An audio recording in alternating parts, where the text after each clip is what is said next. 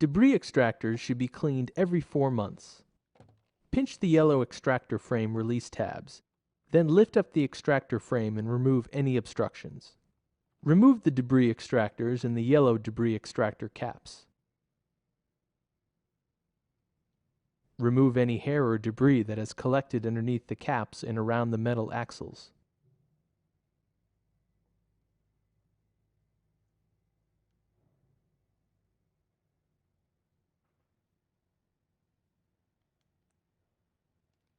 Remove hair and debris from the plastic pegs on the other side of the debris extractors.